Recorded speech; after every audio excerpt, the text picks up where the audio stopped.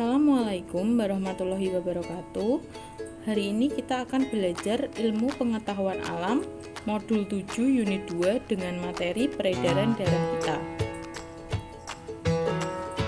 Peredaran darah manusia biasa dikenal dengan sistem kardiovaskular atau sebuah proses di mana darah dipompa melalui tubuh oleh jantung untuk mengirimkan oksigen, nutrisi, hormon, dan bahan-bahan penting lainnya ke seluruh jaringan tubuh serta mengangkut produk-produk sampingan dan limbah untuk diolah dan dikeluarkan dari tubuh. Berikut merupakan macam peredaran darah manusia.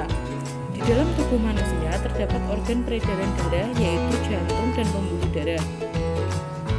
Jantung merupakan organ utama dalam peredaran darah kita. Peredaran darah terbagi menjadi dua sistem, yaitu yang pertama, peredaran darah kecil atau peredaran paru-paru. Merupakan peredaran darah dari jantung ke paru-paru lalu kembali ke jantung. Kedua, peredaran darah besar atau peredaran sistematik. Merupakan peredaran darah dari jantung ke seluruh tubuh lalu kembali lagi ke jantung. Nah, berikut cara kerja jantung. Yang pertama, jika kedua serambi jantung mengembang, maka darah dari pembuluh balik akan masuk ke serambi. Yang kedua, jika kedua serambi mengempis dan bilik mengembang, maka darah dari serambi masuk ke bilik. Yang ketiga, jika kedua bilik mengempis, maka darah keluar dari bilik atau jantung ke pembuluh aorta.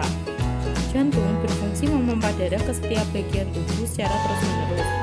Jantung berdenyut 100.000 kali sehari. Dan apabila jantung berhenti bekerja, berarti sudah tidak ada kehidupan.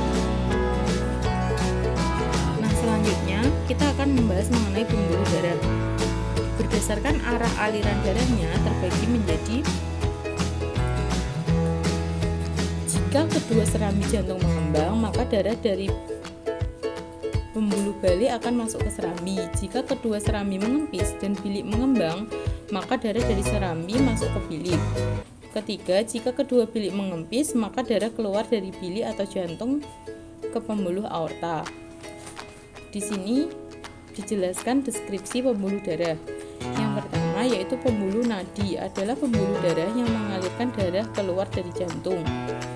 Yang kedua, pembuluh balik adalah pembuluh darah yang mengalirkan darah masuk ke dalam jantung. Selanjutnya yaitu gangguan pada organ peredaran darah. Yang pertama, anemia atau penyakit di mana seseorang kekurangan darah merah di dalam darahnya. Gejalanya yaitu seperti lemas, pusing, pucat. Penyebabnya karena penderita kurang makan makanan bergizi dan kekurangan zat besi.